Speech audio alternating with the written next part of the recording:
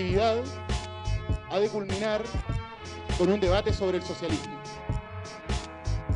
Ya sea que lo entendamos de diversas maneras, pero al menos llegamos al consenso que el socialismo es justamente la superación de la sociedad capitalista. Una sociedad sin clases, una sociedad por tanto sin explotación, una sociedad en la cual el Estado ya no sea necesario para organizar la vida social. Una sociedad en la cual ya no exista la guerra competitiva de todos contra todos. Es decir, significa también la abolición del mercado. Entonces, todo ese conjunto de problemáticas que aparentemente son utópicas, sin embargo, marcan día a día las concepciones que existen respecto a ese porvenir, la política actual. Muchos compañeros, y por supuesto yo los respeto bastante, pero muchos compañeros, digamos, no digo que necesariamente acá estén, pero muchos señalan de que, no, mire, no pensemos en ese horizonte porque eso es utopía. Lo que pasa es que no es utopía. Lo que pasa es que el socialismo, de alguna manera, ya está en germen entre nosotros. En términos subjetivos, está entre nosotros por la lucha, por la revolución, por ese horizonte político de emancipación humana, de emancipación del productor directo. Pero por otra parte también está en la moderna sociedad capitalista, que ha permitido generar una capacidad para producir riqueza, para poder de alguna manera controlar los procesos naturales y de esa manera superar la necesidad, superar el trabajo, superar la necesidad de estar 8, 9, 10 días al día, digamos, trabajando, etc. Es decir, una sociedad de hombres libres. Muchos compañeros piensan que quizás es mejor no pensar en eso y pensar mejor en un capitalismo más humanizado. Bueno, nosotros justamente la apuesta que venimos a, digamos, aspiramos a entablar acá es precisamente relativizar dicho sentido común. Ya ese sentido común que dice, no, compañero, no pensemos en el futuro a fin de cuentas lo construirá la lucha. Sí, lo construirá la lucha, pero la lucha debe ser consciente. ¿Qué ocurre cuando la lucha no es consciente? ¿Qué ocurre cuando la lucha no tiene perspectivas? Ocurre lo que ocurrió con los campesinos en Alemania. Ocurre lo que ha ocurrido tantas veces en la historia de la humanidad. O con los esclavos, por ejemplo, en Roma, en fin, ¿para qué les voy a dar historia? Vamos a estar hablando de historia pasada. Pero a fin de cuentas va a ocurrir de que el Estado se va a volver a recomponer y va a volver a existir la misma sociedad de clase. Por eso es necesario justamente tener un horizonte de superación del capitalismo. Y bueno, dado que he marcado un poco de lo que... Voy a sacarme esto en realidad. O sea, miren, yo tengo una escoliosis, digamos, que me hace estar así, pero en realidad no me acomoda mucho, así que lo vamos a ir pasando así, mejor el micrófono. Bueno, y por lo mismo hemos planteado esto bajo la fórmula de una asamblea y no de un foro, puesto que consideramos de que en realidad nosotros los que ahora vamos a provocar el debate, simplemente vamos a hacer eso, provocadores, incitadores de una, digamos, de una catarsis que se va a dar posteriormente, en la cual ojalá todos podamos opinar, todos podamos decir, digamos, lo que estimemos conveniente o lo que estimemos necesario respecto a la problemática del proyecto político socialista. ¿Cómo lo consideramos? En términos de economía, en términos de política, en términos de justicia, en términos de derecho, en términos de relaciones con la naturaleza, en términos de relaciones entre hombre y mujer, en términos de género, en términos de las relaciones entre las distintas naciones del mundo. En fin, todo ese conjunto de debates necesarios aquí probablemente no se van a dar en términos conclusivos, pero sí al menos va a servir de precedente para que en futuras oportunidades podamos justamente continuar sobre la marcha y para que de esa manera todos nosotros en nuestras distintas organizaciones seamos capaces también de socializar estas discusiones y estas problemáticas. Bueno, digamos, le voy a explicar un poco formalmente de qué se trata esto. Primero presentar a los compañeros, ¿ya? El compañero Rodolfo Flores, que él es parte de la plataforma Nexos, que es una organización que justamente ha participado en la organización de esta actividad. Posteriormente va a estar la compañera Anita Peña. Ella representa a la colectiva feminista de Valparaíso. Posteriormente va a estar el compañero Pablo Grez, que es del grupo de estudios marxista. Y bueno, y por último va a estar el compañero Sebastián Valdebenito de los estudios Nueva Economía, ¿ya?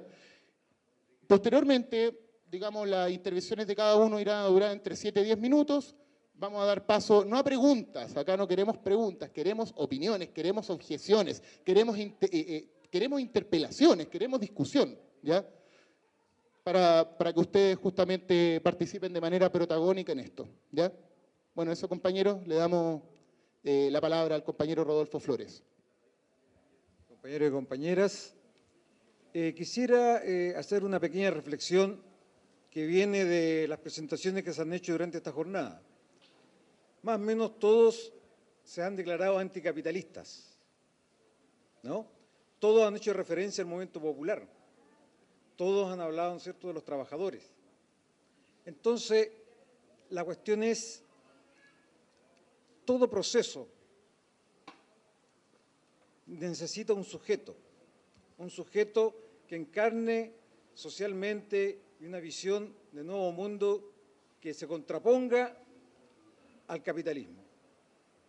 Y este es un capitalismo que se produce y reproduce en función del trabajo de hombres y mujeres que en nuestra sociedad viven de un salario. Hoy día en Chile tenemos alrededor de 7.700 asalariados, más o menos, 7.700.000 asalariados, más o menos, ¿no? Que son los que alimentan el capitalismo, son los que, ¿no es cierto?, en definitiva, permiten reproducirlo, permiten organizarlo, permiten no solo reproducirlo a nivel de la acumulación del capital, sino que también a partir de la generación de visiones de mundo, ¿no? Son los trabajadores un factor fundamental que habría que considerar y que uno podría plantearse por qué los trabajadores, aquellos generadores de plusvalía y de acumulación de capital y que alimentan en definitiva la dominación de la burguesía sobre los trabajadores, ¿cuál es el rol que juegan como sujeto histórico este sector, ¿no es cierto?, de nuestra organización social, ¿no? Y lo pregunto desde el punto de vista de relacionar los proyectos estratégicos, ¿no? ¿Qué lugar ocupan los trabajadores? ¿No? Y por otro lado, pensar que este 7.700.000 de asalariados, ¿no?, que deberían estar en la fila del movimiento popular, uno podría especular que mayoritariamente votaron un proyecto político de sus dominadores, de sus explotadores. Apoyaron, en definitiva, una alternativa con el gobierno de la nueva mayoría, que es un gobierno burgués, ¿no?, y que mayoritariamente los trabajadores, ¿no es cierto?, lo votaron. Ahora, evidentemente, el solo hecho de ser trabajador no lo convierte en un sujeto revolucionario de por sí. Y por ello mismo, por el rol que juegan o por el potencial que tienen, eventualmente incluso de paralizar el corazón del sistema, ¿no?, la pregunta es, ¿qué hacemos, uno, para politizar a los trabajadores y trabajadoras que son el elemento, digamos, nuclear del sistema de dominación? ¿Qué hacemos para tener en nuestras filas a aquellos trabajadores y trabajadoras que es la relación común que podría tener, ¿no es cierto?, el compañero o la compañera mapuche en la fábrica, en el proceso productivo que está inserto, o del hombre o la mujer, de cómo se relaciona en sus organizaciones? Indudablemente que la contradicción entre los intereses del capital y los intereses de los trabajadores es una cuestión que está siempre latente y presente. Pero, sin embargo, de esos 7.700.000 trabajadores y trabajadoras que existen en Chile, la tasa de sindicalización, que es una etapa primaria de defensa de intereses económicos, es alrededor de, entiendo, 14%. y negocian colectivamente alrededor del 8%. Y mucho menos negocian con derecho a huelga. Por tanto, estamos frente a un panorama en que si nos proponemos superar el capitalismo, ¿no? Si nos proponemos crear una nueva sociedad, también debemos pensar que todas nuestras definiciones estratégicas deberían tener como objetivo central conquistar a esos trabajadores y trabajadoras para un proyecto en el cual ellos, ¿no es cierto?, van a superar su condición de explotación, van a mejorar sus vidas. Más aún, en ese proceso de construcción y de adquisición de la conciencia política, ¿no?, ellos van a ir también construyendo las posibilidades de la organización del porvenir. O sea, históricamente hemos visto que cuando los procesos de agudización de clase tienden a generar situaciones pre-revolucionarias, surgen situaciones de doble poder, ¿cierto? Ocupa el trabajo en nuestras definiciones estratégicas. Y no solo cómo lo organizamos desde el punto de vista más básico y primario de la contradicción capital-trabajo, que es la lucha económica por más o menos plusvalía, sino que también cómo nos organizamos, cómo superamos ese primer estadio que tal vez, digamos, encontremos, que es la conciencia de carácter económico, ¿no? Luchar más por tener más, que tal vez todavía está en un nivel, digamos, dentro de la lógica del sistema, para llegar a la conciencia, uno, que es posible una sociedad en que no existan patrones; dos, en que, ¿no es cierto?, existe una sociedad en que los trabajadores son conscientes de su producción; tres, que los trabajadores y trabajadoras, ¿cierto?, van a negarse a sí mismos como condición de explotación. O sea, van a ser un eje o van a constituir una condición necesaria de la base material que necesitamos como nueva sociedad. Y por otro lado, pensar que cuando hablamos de los trabajadores y trabajadoras, no solo hablamos del trabajador industrial, que está en la industria manufacturera o en la minería. También estamos hablando de los trabajadores que antiguamente no se les llamaba de cuello y corbata, aquellos que están en los servicios financieros, aquellos que están, ¿no es cierto?, en la banca, en la salud, los servicios, y que constituyen parte de los circuitos de la circulación de la mercancía y de la realización de la plusvalía. Los compañeros de los puertos hablaban de los compañeros, o sea, de la relación con los forestales, pero también ningún proceso de exportación pasa sin los trabajadores de la aduana o, ¿no es cierto?, los trabajadores calificados de la industria minera. Por mucho que ganen salario alto los trabajadores de determinado sector industrial,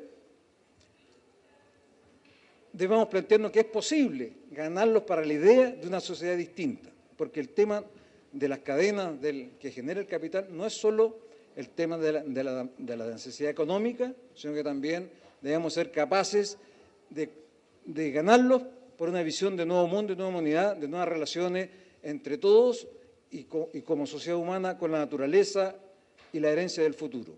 Yo creo que lo que que dejo planteado para el debate común es qué lugar ocupan los trabajadores y trabajadoras en las estrategias de lucha contra el capital y como superación del capitalismo.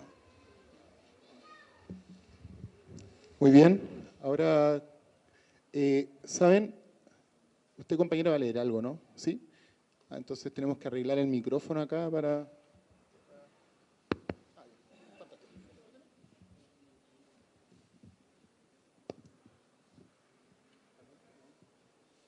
Hola, ¿se escucha bien?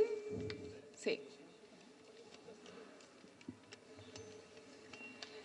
Bueno, me presento, yo no represento a nadie. Aquí está Ángela, Carol, Katy y Coca. Nosotras somos parte de las feministas La Guacha de Valparaíso, que ha devenido en un cambio de nombre porque antes éramos las feministas Valpo y ahora, para unar un poco nuestros guacheríos, dijimos vamos a hacer la colectiva feminista La Guacha.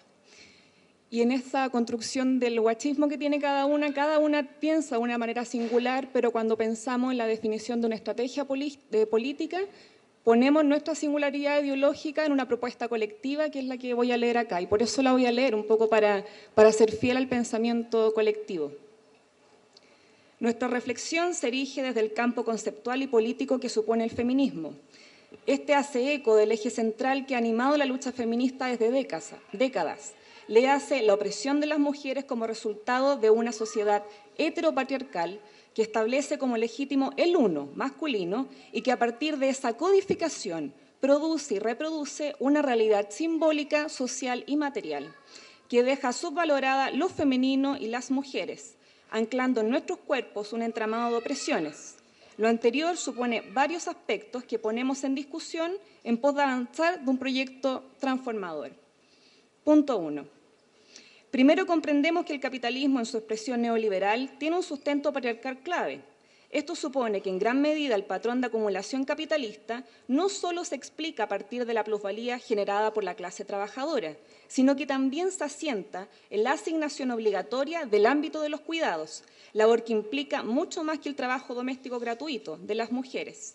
En este sentido, la incorporación de las mujeres al mundo del trabajo refuerza la acumulación capitalista, dada la desigualdad de salarios. Lo anterior se vincula también con que es necesario comprender que el capitalismo no solo se fortalece a través de los mecanismos de producción-explotación económica, sino también a través de todos los mecanismos asociados a la reproducción social, donde las mujeres hemos sido instaladas como fuentes claves. Sin reproducción es imposible la producción. Ergo, las mujeres quedamos ancladas a lo reproductivo con toda la carga simbólica, porque este posicionamiento se asocia con una construcción de lo femenino ligado a lo materno, al cuidado de los otros, al ser para otros. De hecho, el ejercicio de la maternidad se instala como un mandato desde nuestra infancia. También tiene una carga social, porque la reproducción está estrechamente ligada con la institución familiar y en ella la figura de la mater es fundamental. Por último, también presenta una carga material, porque la reproducción social se ancla en nuestros cuerpos, no solo porque existe un desgaste físico y problemáticas de la salud asociadas a una doble e incluso triple jornada laboral, sino porque la obligatoriedad de la maternidad es el mandato que imposibilita un ejercicio real de la autonomía en la construcción de nuestros proyectos de vida. Por tal motivo, para nosotras, toda opresión y emancipación parte desde nuestros cuerpos heteronormados. Por ello, y tal como lo presenta Beauvoir, asumir la condición de trabajadoras asalariadas con una clara conciencia de clase es insuficiente. Un proyecto emancipador no puede sostener que con la eliminación de las clases, de la explotación, se acabarán todas las injusticias e inequidades. Hay muchas que persistirán, porque no solo se liga a condiciones materiales, sino que también a condiciones culturales, subjetivas, que naturalizadas y ancladas a un sentido común, muchas veces quedan en lugar de lo invisible.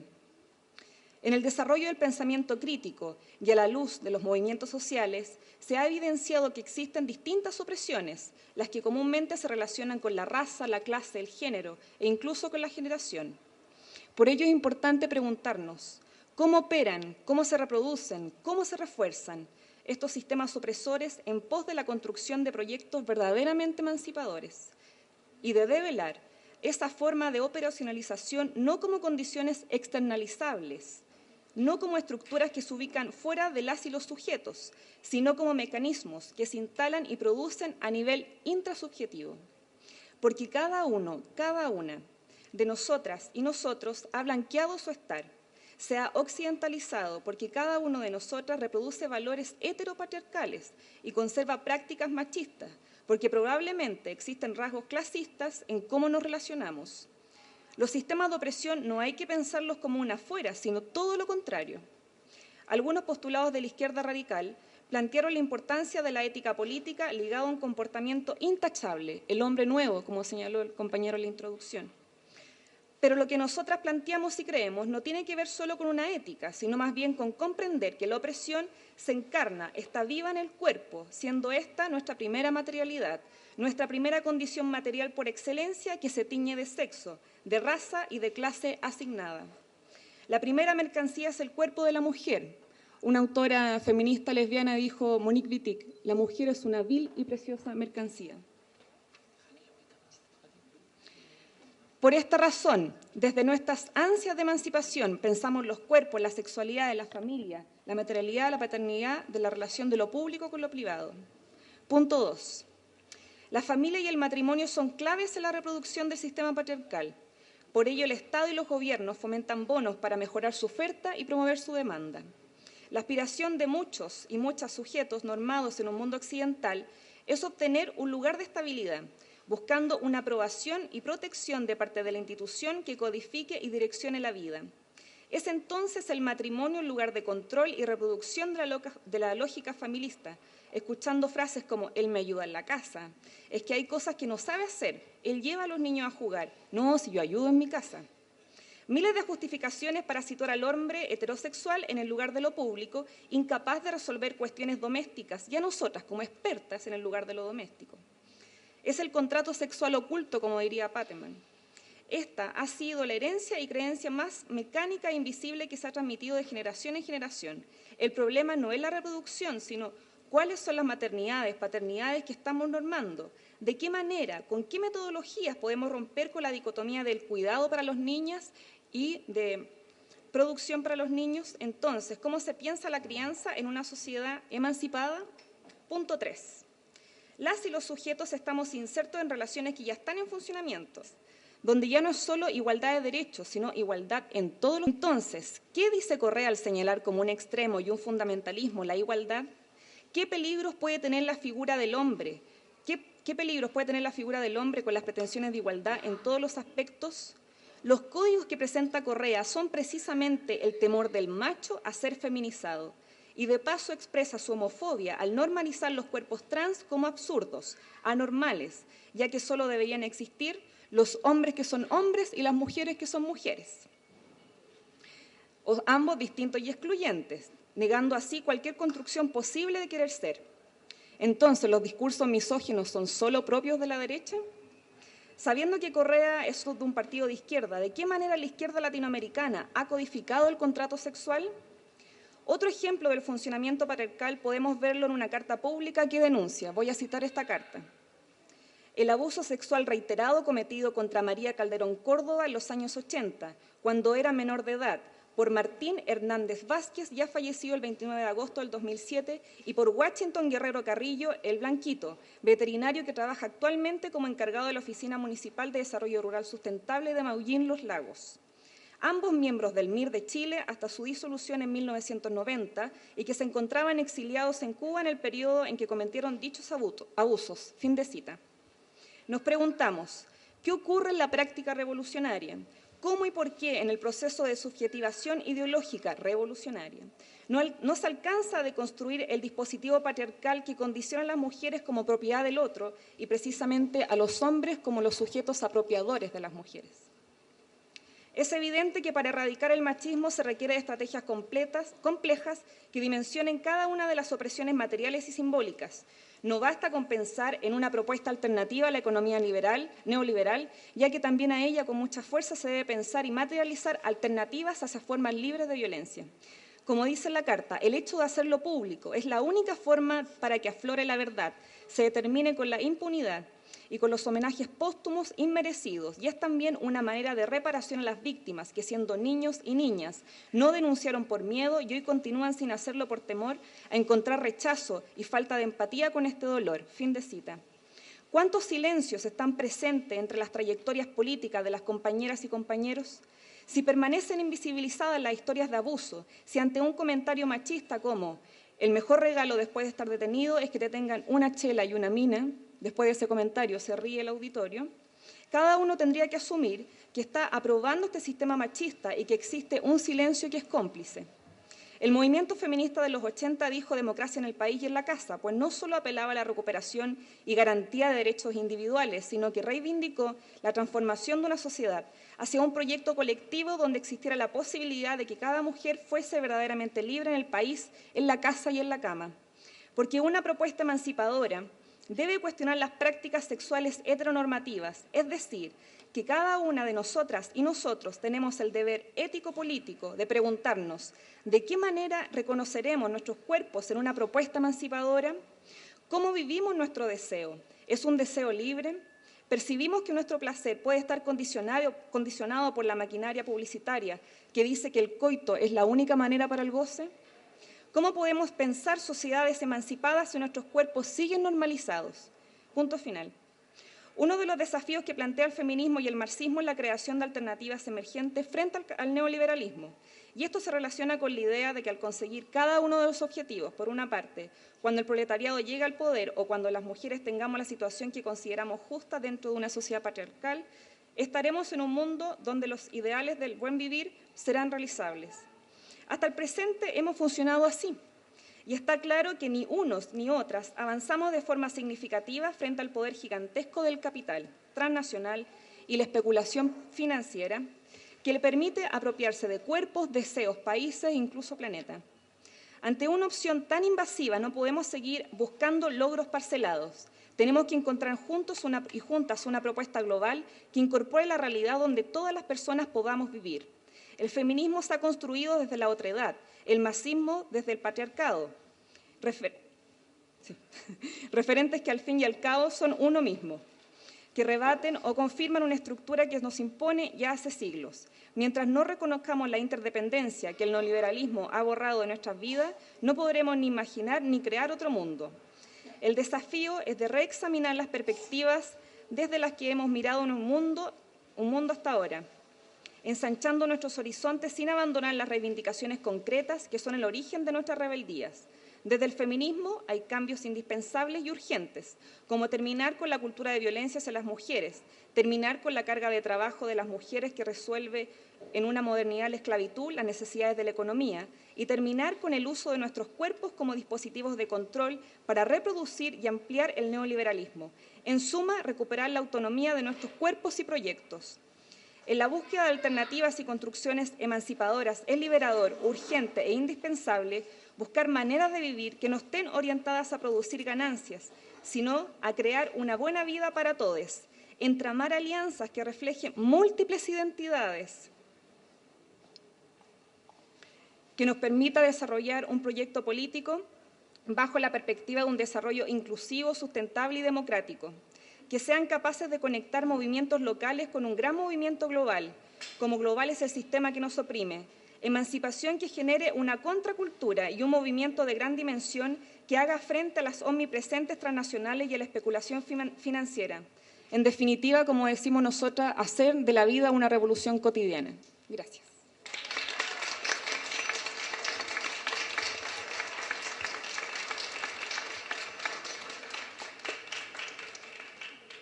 Bueno, ahora Pablo Gress. ¿Ah? ¿Perdón? Ah, también. Mejor ahí.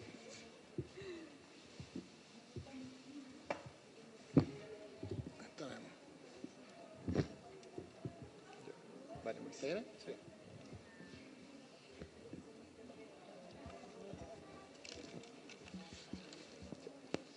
Sí. Yo soy Pablo Gress, soy miembro del GEM. Bueno, se me encargó hablar sobre perspectivas para la construcción del socialismo en Chile. Y básicamente me gustaría basar mi intervención en justicia social y construcción del socialismo. Voy a dividir mi intervención en tres partes. Básicamente me gustaría responder a la pregunta de ¿por qué pensar la justicia? En segundo lugar, me gustaría responder a la pregunta de ¿qué es la justicia? Y en tercer lugar, me gustaría referir a qué justicia, queremos. Sobre por qué pensar la justicia, se pueden dar dos argumentos o dos grandes argumentos. En primer lugar, por la desigualdad. El filósofo alemán Thomas Pogge, en uno de sus textos, recopila, varios datos que demuestran que este mundo es absurdamente desigual. Señala que la proporción del ingreso de la quinta parte más rica de la población mundial respecto de la quinta parte más pobre ha crecido de 30 en 1 en 1960 a 60 en 1 en 1990 y 74 en 1 en 1997 y así en adelante. Sin ir más lejos, en nuestro país, el 1% de las personas con mayores ingresos concentró como promedio entre 2005 y 2010 el 32,8% de los ingresos totales, si se incluyen las utilidades retenidas, y el 30,5% si se incluyen las ganancias de capital. Y el salario mínimo por una jornada de 45 horas semanales no supera los 200.000 pesos. En el mundo, 870 millones de personas no tienen lo suficiente para comer, mientras que, de acuerdo con un informe del Instituto de Ingenieros Mecánicos, la mitad del alimento que se produce en el mundo, entre 1.000 y 2.000 millones de toneladas, se bota o se despilfarra porque la producción es brutalmente ineficiente. En segundo lugar, es necesario pensar la justicia por el futuro. Gran parte de la izquierda podría pensar que en el comunismo no es necesaria la justicia, que el comunismo sobrepasa la justicia. Hay un filósofo argentino que editó Plataforma Nexos, Fernando Lizárraga, y señala en su libro que habrá quienes sostengan que el cambio revolucionario es un evento puro, que funda su propia legitimidad y no precisa invocar principios anteriores a ella. Pero esto se va de bruces con la concepción del marxismo como filosofía de la praxis y de la revolución como un cambio material e intelectual y moral. Habrá quienes sostengan que el comunismo es una sociedad más allá de la justicia, porque la abundancia será tal que las cuestiones distributivas nunca habrán de plantearse, pero esto ignora los evidentes límites que los recursos planetarios y las opciones éticas, que están enfrente de nosotros. En ese sentido, la justicia hoy se hace urgente. El comunismo debe equivaler a la justicia. En segundo lugar, me gustaría señalar qué es la justicia. En 1970, un filósofo liberal, un liberal de izquierda, pero al final del día un liberal, que se llamó John Rawls, escribió un texto que se llamó Teoría de la Justicia. A mí no me interesa rescatar tanto los elementos de Rawls, sino más que nada el gesto de Rawls. Recuperar el tema de la justicia dentro de la filosofía política y dentro de la filosofía moral fue un gesto que por lo menos el marxismo debe reconocer. En su texto, Rawls, rescata dos principios. Uno es el principio de libertad y el segundo es el principio de diferencia. El principio de libertad consiste en la igualdad de distribución de una lista bien conocida de libertades civiles y políticas compatibles con un sistema de iguales libertades para todos. El principio de diferencia, señala que de acuerdo con las desigualdades sociales y económicas solo son justificables cuando, en este sentido, Rawls da dos principios abstractos, pero de alguna manera los baja y da ciertas medidas que para él son, absolutamente necesarias para el logro de la justicia. Y, da la siguiente lista. A cada ciudadano se le debe garantizar los derechos y libertades básicas, la libertad de desplazamiento y libre elección de la ocupación, los poderes y prerrogativas de los puestos y cargos de responsabilidad en las instituciones políticas y económicas de la estructura básica, ingresos y riqueza, y por último, las bases sociales del respeto a sí mismo. En Rawls, o desde Rawls, uno podría responder a la pregunta ¿qué es la justicia? La justicia es igualdad. A mí no me interesa, en realidad, definir la justicia como igualdad de oportunidades. Yo creo que hay que ir más allá. Hay que igualar las habilidades, hay que igualar las capacidades. No se trata de que todos tengamos lo mismo, que vistamos lo mismo, que comamos lo mismo, sino que básicamente que todos estemos capacitados, estemos habilitados para vivir la vida que realmente deseamos. En ese sentido, igualdad y libertad son una misma cosa, forman parte de un todo. Cuando los individuos son iguales en tanto a bienes, derechos, libertades y capacidades, recién comienza la verdadera capacidad de ser libre. Hasta acá, cualquier liberal, más buena onda, cualquier liberal que pueda conversar con la izquierda estaría de acuerdo con nosotros, o por lo menos con lo que yo estoy diciendo. ¿Qué es lo que nos diferencia o qué es lo que diferencia nuestra propuesta de justicia con la propuesta liberal? Básicamente que nuestra idea de justicia es radical. El horizonte comunista no es justo en un sentido meramente retórico. No decimos que buscamos la justicia porque nos parezca mera poesía, sino que porque la justicia busca terminar con toda explotación, con toda dominación y con toda opresión del hombre por el hombre. Sobre la explotación me gustaría detenerme. La explotación capitalista permite a una clase apropiarse de los frutos del trabajo de la otra, es decir, permite que el bienestar material de unos dependa precisamente del sacrificio de otros. En el Estado de Derecho construido por, la clase dominante, se establece como un principio la igualdad ante la ley. Ante el derecho somos todos iguales como ciudadanos. ¿Somos todos iguales ante ciudadanos? No, pues, eso no es cierto. Precisamente esa igualdad ante la ley esconde la diferencia de clases, esconde la dicotomía entre clases.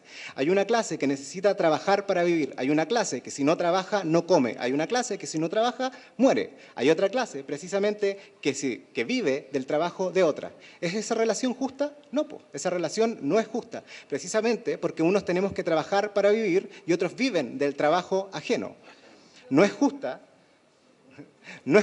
precisamente porque la producción es siempre social y no es justa porque la apropiación es siempre individual. En ese sentido, proponemos una noción de justicia radical, una noción de justicia que sea anticapitalista, una noción de justicia que sea revolucionaria. No solo tenemos que oponernos al neoliberalismo, tenemos que oponernos al capitalismo. ¿Por qué anticapitalista? ¿Por qué ser anticapitalista?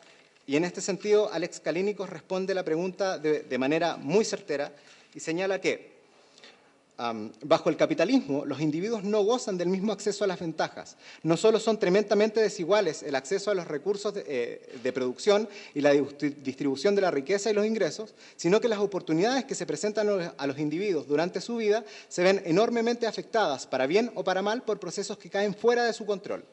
En este sentido, si es que decimos que justicia es igualdad, básicamente tenemos que atender a otros valores, tenemos que atender a la democracia.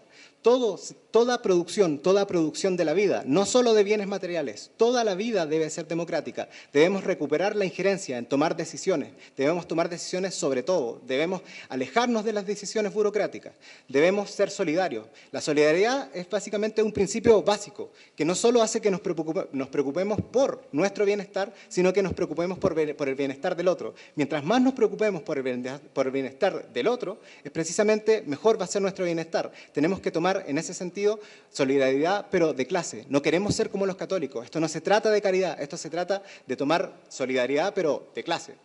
En ese sentido, yo creo que la eficiencia básicamente es un principio que tenemos que tomar. El neoliberalismo ha dicho que este es precisamente el sistema más eficiente. ¿Es cierto? No, no es cierto. Dijimos que la mitad de la comida en el mundo se bota y más encima la distribución es pésima. La eficiencia real es aquella que mejor usa los factores de producción y mejor los distribuye. Ese sistema eficiente es el que buscamos.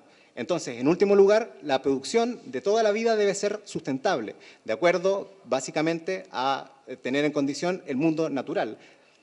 En ese sentido, me gustaría referir a algunas medidas que me parecen necesarias y me gustaría poner, digamos, en el debate sobre a dónde apuntar el socialismo. Es necesario, antes, decir que toda práctica política es una práctica ética y toda práctica ética es una práctica política. No es cierto que la ética y la política son esferas distintas de la filosofía y, de hecho, la ética y la política son filosofía práctica.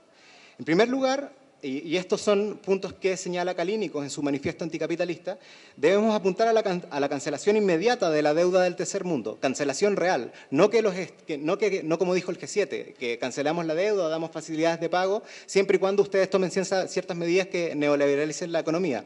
No, hay que cancelar la deuda realmente, hay que darle libertad, autonomía a las economías de la periferia. Nosotros somos las periferias. Introducción de la tasa de Tobin sobre transacciones monetarias internacionales. Siempre que un país o que un Estado pasa por un periodo revolucionario, digamos, la clase dominante trata de llevarse sus divisas a otros lugares. Eso, precisamente, esas transacciones hay que ponerles un impuesto grande, que sea un castigo, básicamente, para que la clase trabajadora no se lleve precisamente, la clase dominante no se lleve la riqueza que nosotros mismos creamos. El tercer punto es la introducción de una renta básica universal. Cada uno de los ciudadanos debería recibir, por el solo hecho de existir, una renta que le permita paliar sus necesidades básicas. ¿Quién la paga? Los capitalistas, pues porque nosotros precisamente producimos ese valor. Todos, por el hecho de existir, deberíamos tener al menos salud, deberíamos tener educación, deberíamos tener para comer, deberíamos tener una vivienda. Y de eso precisamente se trata redistribuir la riqueza. Bueno, yo creo que voy a usar un poco del formato asambleísta para recoger un poco, modificar un poco el discurso que yo tenía preparado para rescatar justamente lo que han dicho los compañeros y particularmente la compañera. Porque si a mí personalmente me toca hablar como representante de Estudios Nueva Economía, de lo que sería la economía del siglo XXI, del socialismo del siglo XXI, y el enfoque justamente de relaciones que trascienden la economía, que vienen de las relaciones personales, yo creo que tienen que ser consideradas, y por eso me saco el sombrero y me hago partícipe de los puntos que dejó en claro la compañera. Ahora, yo creo que justamente se pueden complementar con esta concepción del socialismo del siglo XXI y de las transformaciones que tenemos que hacer y de las coordinaciones, organizaciones que tenemos que hacer de la siguiente manera. Partiendo que es necesario, y justamente yo creo que quedó claro en la jornada, que necesitamos alcanzar puntos de consenso que tomen en consideración la coyuntura política actual que estamos viviendo. Efectivamente, los 4 años que se nos vienen van a ser años donde se va a buscar sobre texto de satisfacer las necesidades que han alzado los movimientos sociales. Se va a implementar un proyecto político sobre el cual tenemos que dar alguna respuesta. Y yo creo que la construcción del socialismo requiere justamente de plataformas básicas, consensos básicos, que nosotros podamos mostrar como banderas de lucha para hacer frente justamente a estas posiciones y realmente ser un referente para la construcción de la sociedad. Entonces, punto 1, ¿cómo pensar este socialismo del siglo XXI? Voy a destacar 3 puntos, y un primer punto es la necesidad de tener un consenso común, un diagnóstico común que toma el punto específico de entender y poder transmitir pedagógicamente lo que significa el círculo vicioso del capitalismo. Ahora, justamente, necesito replantearme y reformular mi propia conceptualización del círculo vicioso del capitalismo, porque justamente si lo planteamos solamente desde la perspectiva de que nosotros como mano de obra desposeída de los medios de producción, que nos enfrentamos al mercado laboral compitiendo, haciéndonos partícipes de los valores de egoísmo, que justamente sustentan y ciegan a la clase trabajadora de este sistema de dominación bajo el cual vivimos, quizá ocultemos muchas de las formas de reproducción que trascienden quizá esta relación capital-obrera. O quizás no, yo creo que justamente poner el dedo en esa potencial herida es necesaria para reconceptualizar y hacer propio una nueva idea acerca de lo que es el socialismo. Pero punto 1, lo que tiene que quedar clarísimo es que tenemos que tener un enemigo en común. Y ese enemigo en común tiene que ser discutido, tenemos que entenderlo y poder transmitirlo pedagógicamente. O sea, porque una cosa es conversarlo entre nosotros, que nos podemos autodenominar izquierda anticapitalista, pero sabemos que la necesidad de construir realmente socialismo tiene que trascender justamente las organizaciones de izquierda que hoy en día nos podemos encontrar o otras que puedan estar organizadas. Necesitamos llegar a esos espacios apolitizados. Por ejemplo, lo mismo que yo decía, trabajo en un espacio donde 45 somos 50, 45 no votaron y lo que piensan es que tienen que mantener a su familia, seguir trabajando, quizás mejorar sus condiciones laborales. Por eso también rescato justamente lo que propone nuestro compañero Rodolfo, ¿cierto?, acerca de qué rol juega la clase trabajadora. Porque si nos ponemos a cuestionar realmente cuál es el rol de la clase trabajadora hoy en día, yo al menos en mi microespacio de trabajo veo que no hay un cuestionamiento que va más allá del individualismo.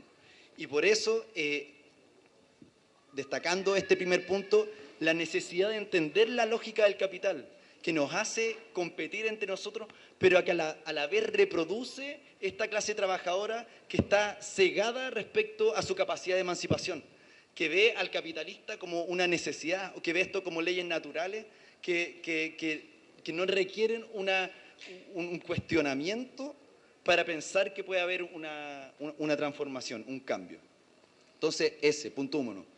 Yo creo que la construcción de la economía socialista, de esa economía que requiere, esa estructura social y económica que requiere la participación de todos nosotros, requiere como piso mínimo una conceptualización que pueda ser compartida, anunciada pedagógicamente junto a la clase no politizada.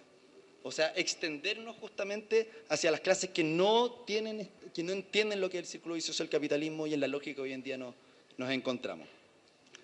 Paso siguiente, a este piso mínimo de teorización requiere la organización. O sea, aprovechar justamente nuestros espacios locales, familiares, vecinales, del trabajo, para justamente aunar fuerzas para sociabilizar este diagnóstico. O sea, sin un diagnóstico duro que pueda ser sociabilizado, y en la misma sociabilización y utilización de esos espacios, de esa experiencia, yo creo que pensar siquiera en una conceptualización, en una estructura económica y social distinta, se cae. Entonces, nuevamente, y es lo que me ha pasado cuando reflexiono acerca de justamente una estructura, un socialismo del siglo XXI, es que requiere necesariamente una teorización y una capacidad de verbalización hacia las clases que hoy en día no se encuentran en la lucha contra el capitalismo. Y el tercer punto que me gustaría rescatar, y también respecto a las reflexiones que me han entregado esta jornada. Justamente cuando me veía frente al desafío de plantear una economía socialista, la verdad es que estas jornadas lo que introdujeron en mí fueron continuamente cuestionamientos respecto a cómo se podía estructurar y visualizar realmente esto. Yo creo que rescataría la necesidad justamente desde el análisis coyuntural, entender cuáles son los espacios de avance hacia ese socialismo. Entonces, por ejemplo, ayer mismo se cuestionaba acerca de la era de reformas que vamos, 3 minutos, acerca de la era de reformas que vamos a vivir durante estos 4 años. Yo creo que justamente en esas reformas está la capacidad de nosotros, organizadamente, mostrar proponer nuestra agenda como oposición, justamente, tener una agenda y una política clara acerca de cómo se construye el socialismo, para poder justamente hacer frente a los cambios institucionales que se pueden hacer. Ahora, no puedo dejar de volver al tema que mencionaba la compañera, esta idealización de una economía socialista que tenga como horizonte el verdadero desarrollo humano. ¿Cómo podemos nosotros definir lo que es el verdadero desarrollo humano? Incluso dentro de esta izquierda movilizada, ¿cómo podemos llegar a esos consensos? Yo creo que realmente el desafío que tenemos para la construcción de una sociedad distinta requiere hacer el esfuerzo de, como también decía alguna compañera, generar un referente de izquierda que tenga pisos comunes.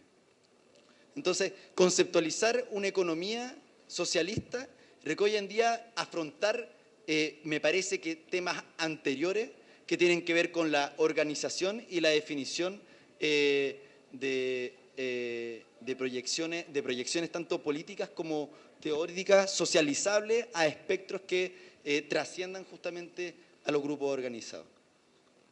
Eso es lo que yo podría decir para la economía del socialismo 21.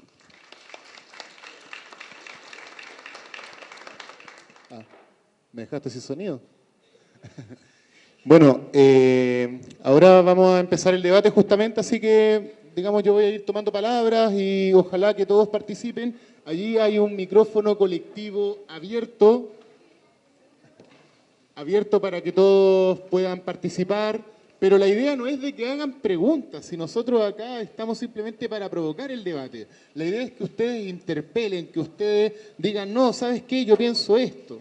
¿Ya? Esa es justamente la idea. Nosotros, digamos, queremos que justamente se dé esa vorágine de esa catarsis en la cual se dan distintas perspectivas respecto al proyecto político socialista. Así que se va sentando ahí en la silla de los acusados.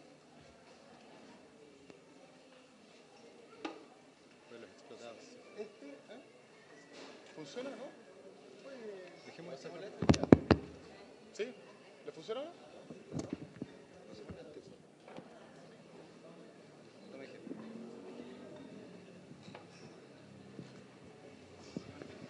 Ya, pregunta.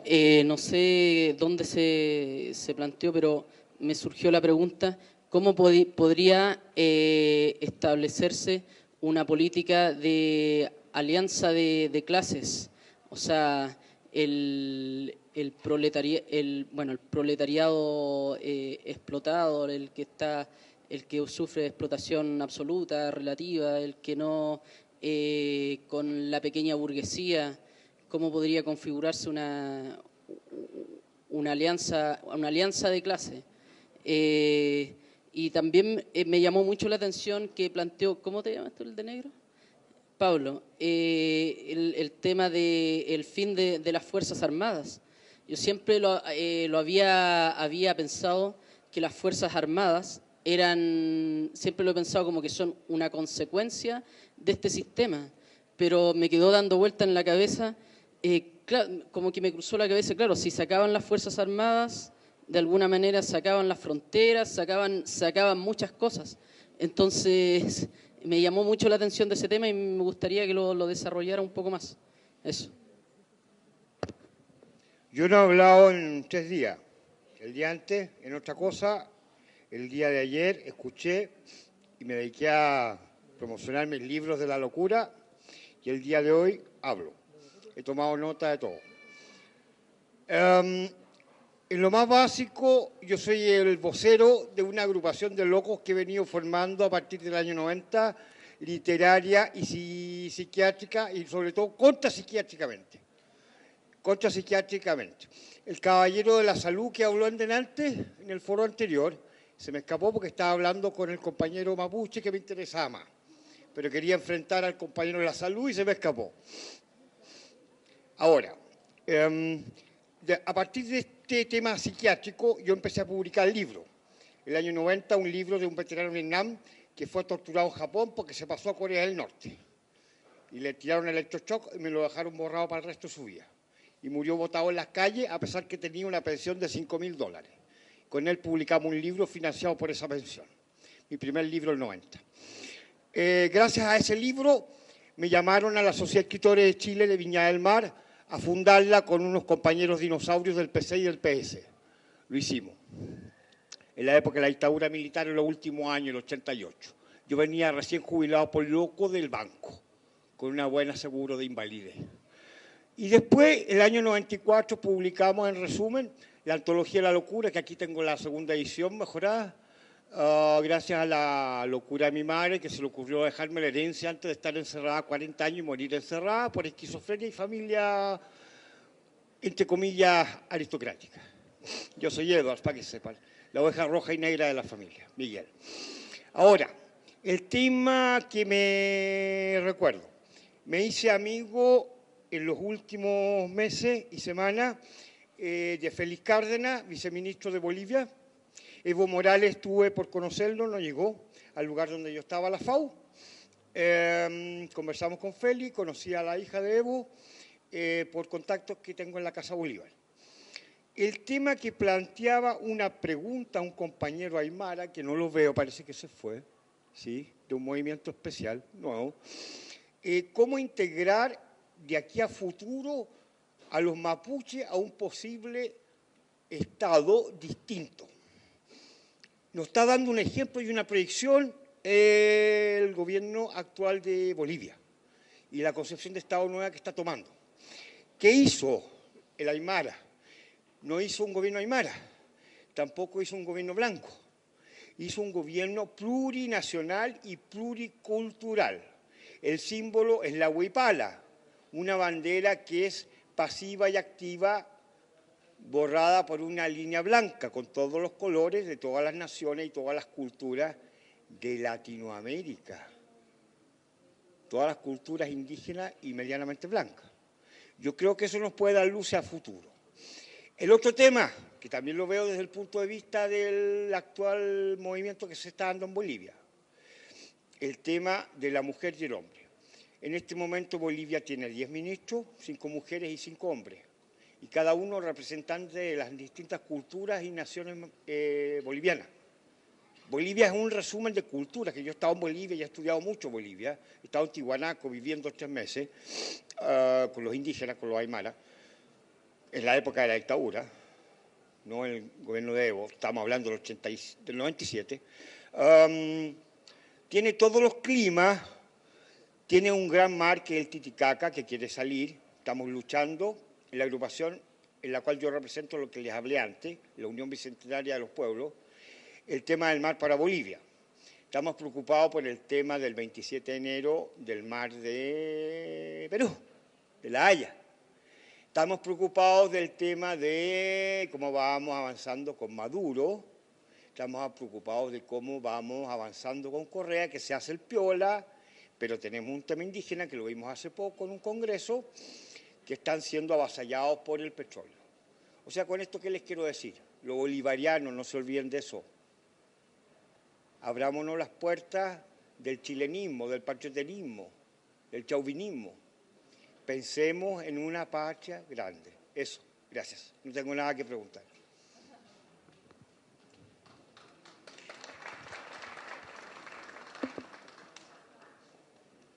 Hola, mi nombre es Daniela, soy militante de la UNE. Quiero abordar como 2 o 3 aspectos de lo que han estado comentando. En primer lugar, como entiendo que este panel es como para pensar perspectivas de construcción de socialismo.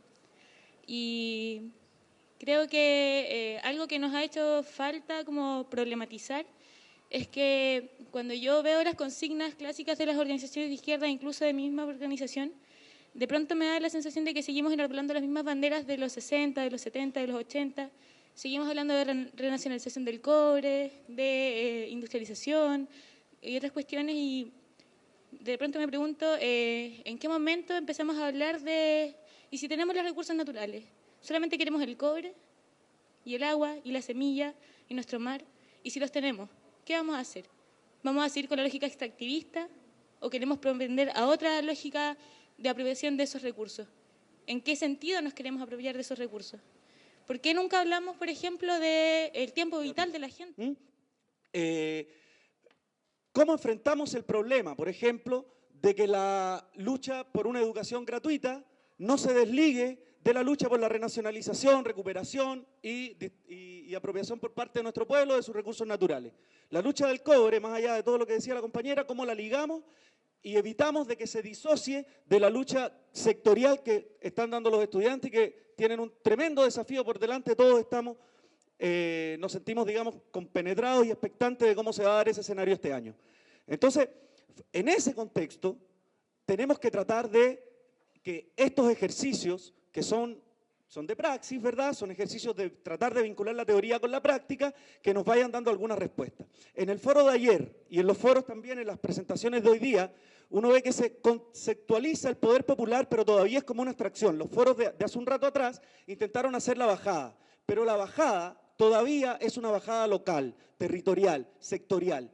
La elaboración de la teoría revolucionaria actual en nuestro país parece ser que ha llegado a elaborar propuestas, a elaborar, ¿verdad?, elementos políticos a nivel de los territorios, a nivel de las localidades, a nivel de las unidades productivas, educativas, donde hacemos la vida cotidianamente, con toda la herencia, por supuesto, ideológica, teórica, que nos ha permitido tratar de volver a poner eso en la mesa y ponerlo, digamos, en el escenario, y habían exposiciones que daban cuenta de eso. Muy bien, pero ¿cómo se resuelve el problema de la intersectorialidad? ¿Cómo delineamos una política que vaya más allá de la ayuda mutua, de la solidaridad, del andar de conflicto en conflicto, tratando de que nadie esté solo para que nunca más estemos solos, como planteaba un compañero en su intervención de ayer? Nosotros como Partido Igualdad, como Partido Revolucionario, estamos proponiendo de que se discuta a fondo, y me parece bien como se ha mencionado hace un rato, pero creo que tiene que ser una discusión más profunda, la pertinencia de la convocatoria a nuestro pueblo, un proceso de refundación del país mediante un proceso constituyente. ¿Por qué tenemos esta tendencia? ¿Por qué tenemos esta inercia de confundir la idea de un proceso constituyente que eventualmente desemboque en una asamblea constituyente con la caricatura que están presentando los que nos dominan, que es una convocatoria inmediata al proceso constituyente, cooptada? Me parece que detrás de eso hay un cierto temor a que nuestro pueblo delibere, a que se desaten procesos masivos de deliberación. ¿Por qué? ¿No será eso tal vez un involuntario resabio del intelectualismo de la izquierda, del que también tenemos que hacernos cargo como una autocrítica histórica? Porque así como somos tan buenos para criticar las debilidades de los procesos de nuestros hermanos bolivianos, de nuestros hermanos venezolanos, de nuestros hermanos ecuatorianos, también tenemos que hacernos cargo de una autocrítica histórica del campo revolucionario en este país y de su derrota, o no somos parte de esa derrota. Entonces, el problema de desatar un proceso constituyente tiene que ver con eso. Por supuesto que lo que están proponiendo los que nos dominan es un proceso constituyente encerrado, encapsulado, como lo han hecho 2 veces en estos últimos 200 años. Pero eso significa, y como ellos tienen la iniciativa y tienen más poder, que nosotros podemos obviar ese problema, soslayarlo, hacer como que no existe, y como que no existe el Estado. Bueno, ese es un elemento. Y el otro elemento que quisiera pedir, por favor, un minuto, porque también en el panel anterior también ocurrió, eran experiencias locales, pero también hubo una referencia a problemas que se plantearon ayer.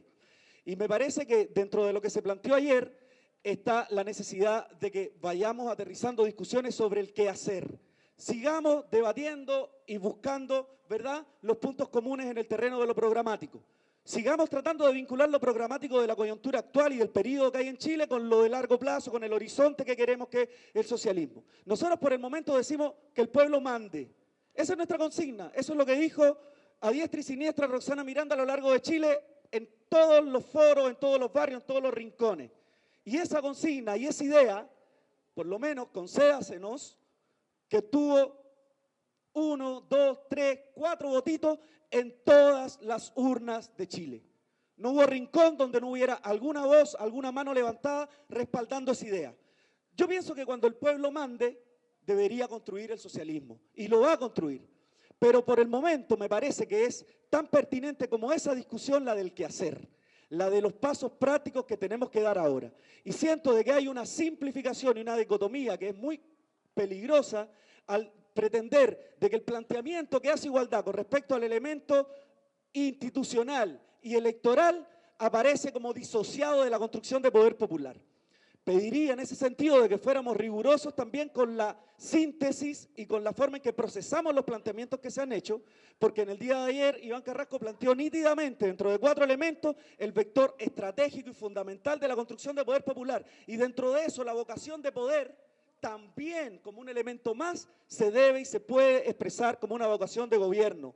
Y no estoy dispuesto a que esa vocación de gobernar se vea como contrapuesta a la vocación de autogobernarnos, como también se planteó en el mismo panel, cuando en circunstancias que nosotros hemos planteado durante todo este periodo el concepto del gobierno y la vocación de gobierno como una vocación de autogobierno. Y por lo mismo nuestra política propone la ingobernabilidad como objetivo para este periodo. Y la ingobernabilidad no es otra cosa que el autogobierno, que el construir las condiciones de autogobierno y convocar a eso, ¿verdad? Pensamos nosotros que para poder enfrentar eso es inevitable en este periodo, en un periodo de este tipo de normalidad relativa, ¿verdad?, del modelo y de la dominación, utilizar y enfrentar a nuestros enemigos en todos los terrenos electorales, de construcción de poder popular y de movilización. ¿Por qué se pretende que una alternativa que se plantea en 3 dimensiones aparece después como si fuera unidimensional? No podemos ver la posibilidad de que se combinen las tácticas, no podemos ver la posibilidad o la necesidad de que se complementen los escenarios que no elegimos nosotros, porque la realidad, el presente en Chile, el periodo en el que estamos y los tipos de enfrentamientos que se dan no lo elegimos nosotros. Entonces, invito a que esos elementos estén planteados en el debate y a que podamos registrarlos, bajarlos, ponerlos en la agenda de las discusiones de nuestras organizaciones y de los trabajadores, de los pobladores, de las mujeres, de todos los sujetos sociales que han sido invocados en las distintas presentaciones. Gracias.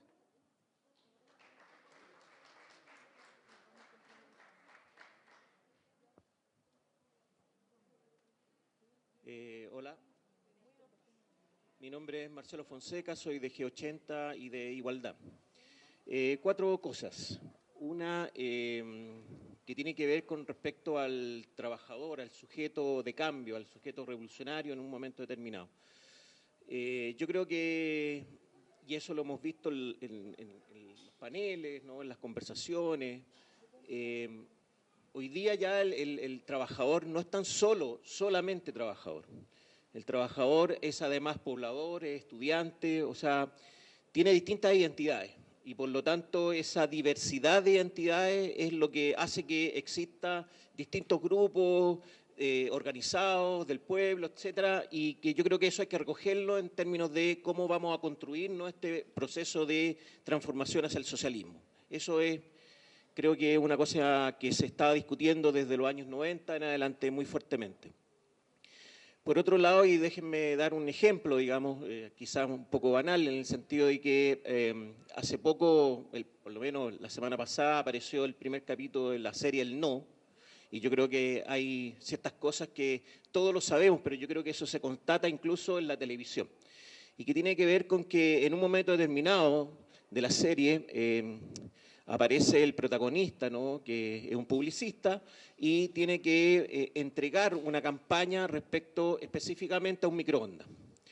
Y un colega, el primer colega, él plantea de que hay que colocar en la mesa la tecnología de ese microondas, o sea, la perillita, el botoncito, ¿no?, el desarrollo, la armazón.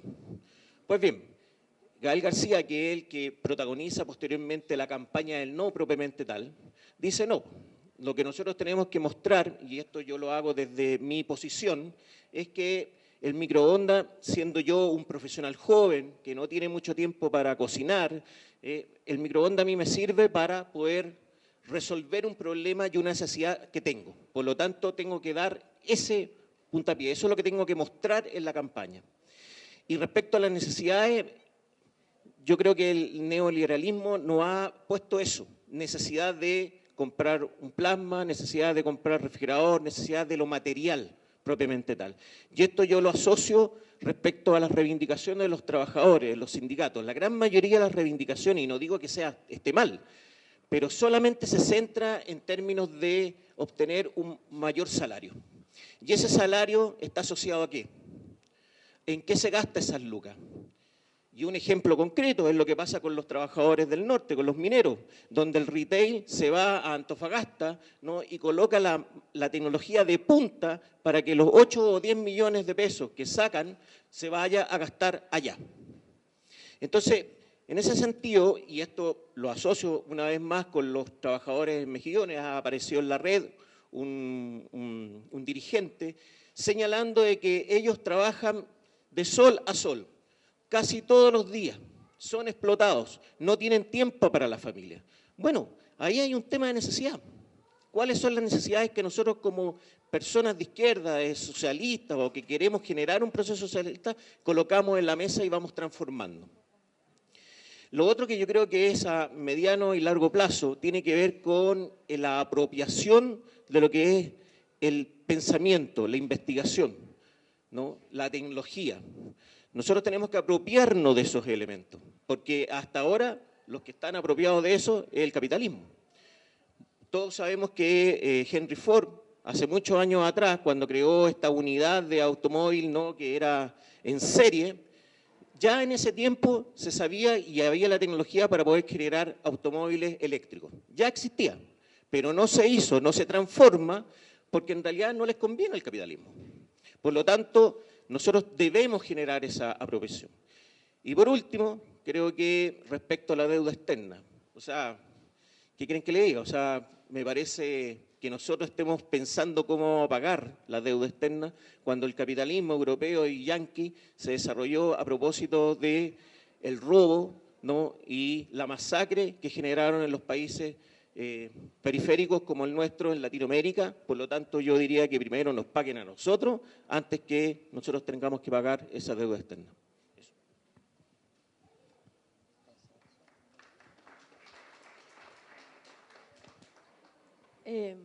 Vamos a responder un poco a la pregunta acerca del patriarcado. Estábamos conversando que nos llama la atención que siempre quien cuestiona esto del feminismo y que son las mujeres, peleando por las mujeres, sean mujeres también, primero, como primer punto. El patriarcado, cuando nosotros hablamos de patriarcado, estamos hablando de que el mundo está construido desde la masculinidad.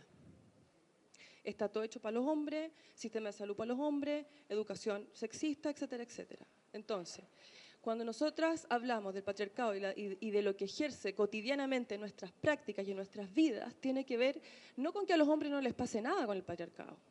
les pasan cosas, por supuesto, pero los 60 femicidios que tuvimos el año pasado, los abusos sexuales, y ahí aclararíamos un tema que tiene que ver con, no son pedófilos, estos tipos son sanos hijos del patriarcado, eso lo hemos dicho 1000 y una vez, porque hay abuso de poder ahí, porque saben que aquí hay ilegitimidad, impunidad con respecto al tema. Entonces, que las mujeres feministas estemos peleando por todo lo que exponemos tiene que ver con que está invisibilizado en cualquier espacio y sobre todo en los espacios de izquierda también.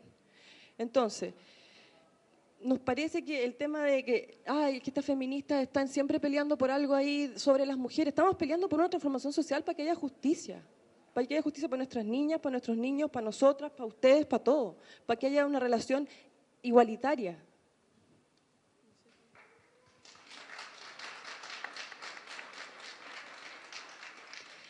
Una de las estrategias del patriarcado es pensar todo de a dos. Y voy a ser bien didáctica en lo que voy a decir. Si miramos esa imagen, vemos ahí dos personas, ¿cierto? A un trabajador, obrero, y al lado hay una mujer con un hijo. Esa es la mirada del patriarcado, una mirada dicotómica. ¿Qué está diciendo esa imagen? Es la mujer la responsable del cuidado y es el varón el responsable de lo público. Yo sé que acá hay una mujer estudiante, pero estoy pensando en cuál es el imaginario que tenemos nosotros de la sociedad, el imaginario de lo popular. ¿Dónde están las compañeras transgéneras ahí? ¿Dónde están los compañeros transgéneros ahí? Cuando pensamos en un sujeto político de este proyecto emancipador, ¿qué sujeto estamos pensando? ¿Qué cuerpo estamos pensando? En el hombre nuevo, incluso en la mujer nueva, compañera, porque también nosotras tenemos una estética bastante accesible a toda la relación social. A nosotras no nos van a discriminar si vamos a un trabajo, pero si yo digo que aquí en vez de una vagina tengo un pene, posiblemente me van a discriminar. Esa es la reflexión que nosotros estamos también haciendo un llamado, a pensar, a cuestionar esta realidad que siempre se piensa de manera dicotómica, siempre se piensa a dos, el opresor, el oprimido. ¿Qué hay entre medio? La mujer, el hombre. ¿Qué hay entre medio?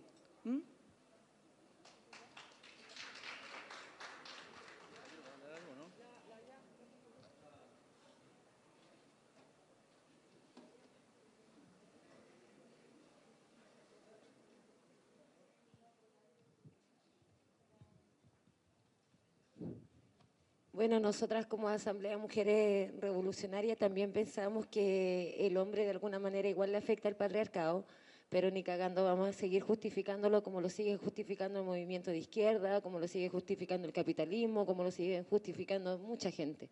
Ni cagando vamos a justificar esas conductas que nos sigue reprimiendo el capitalismo, nos sigue reprimiendo el patriarcado y nosotras mismas más encima justificarlo, perdónenme, pero eso no es nuestra forma de pensamiento.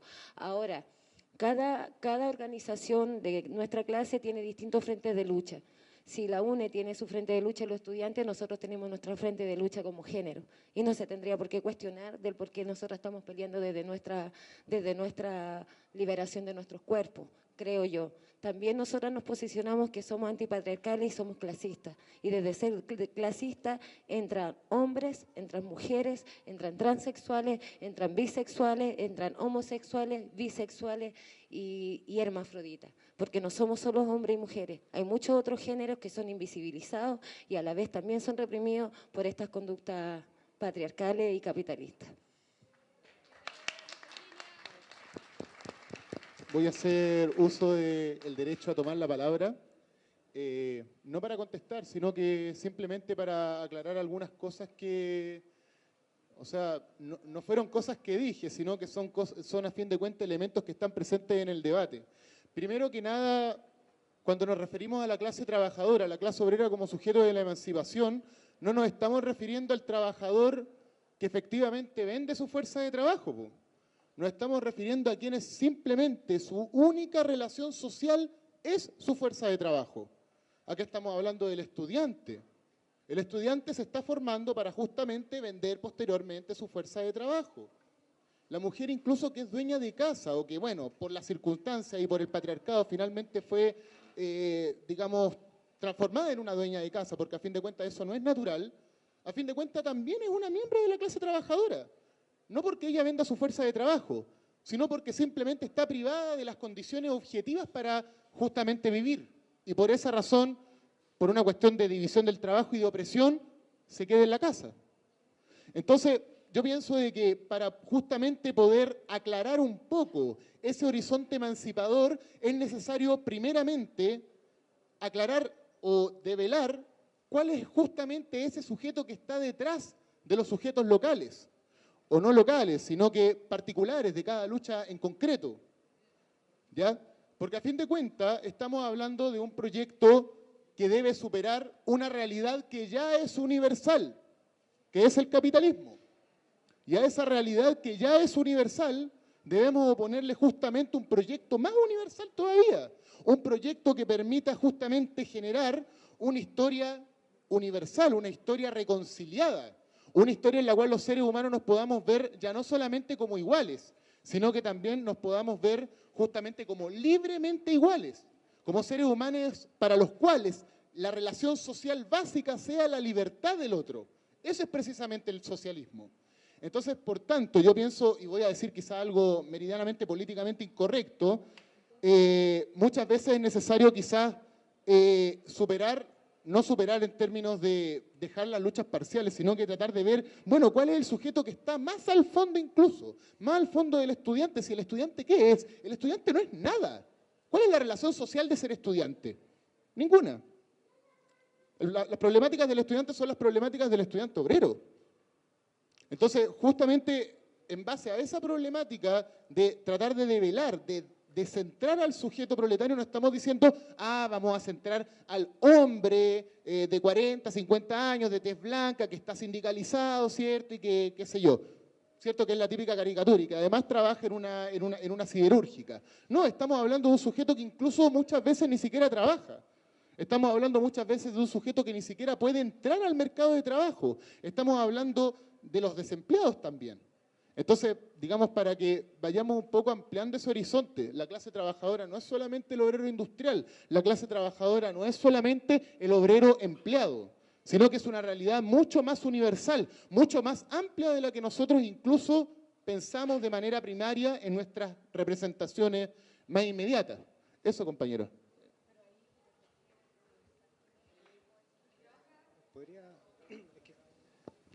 Perdón, que quiero responder a la intervención del compañero. Hay dos términos distintos para referirse a dos cosas distintas. Una cosa es pagar una deuda y otra cosa es cancelar una deuda. Yo no dije pagar una deuda.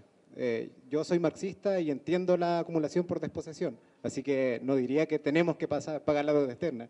Me siento reconocido como la periferia.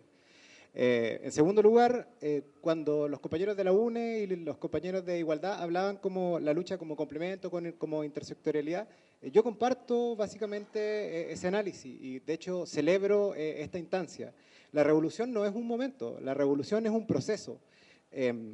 Socializar el conocimiento es luchar. Esto es un liceo y están las puertas abiertas.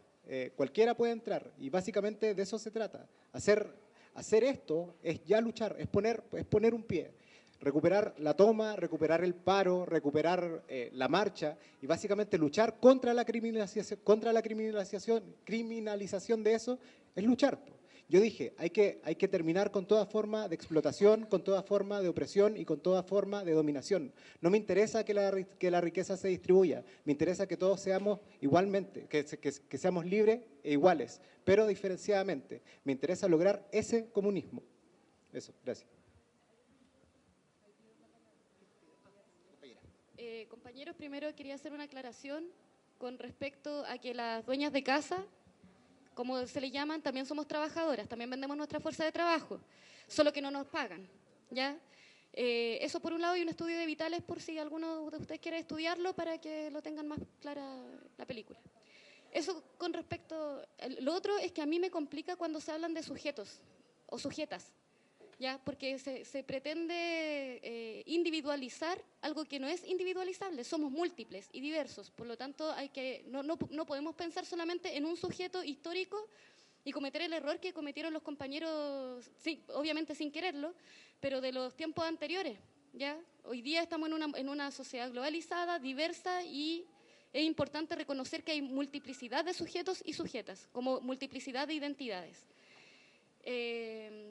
Y quería también decir que la misoginia también es gran parte del patriarcado y nos afecta caleta. Entonces, cuando se le tiene miedo a la mujer sin miedo, es bastante complejo poder iniciar un diálogo en ese sentido.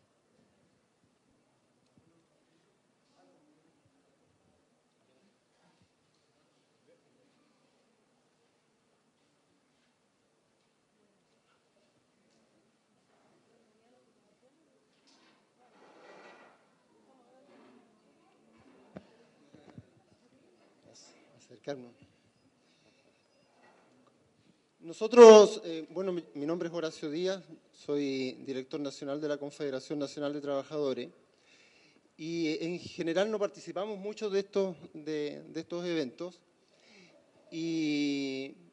pero es interesante la conversación que ha habido durante estos 2 días.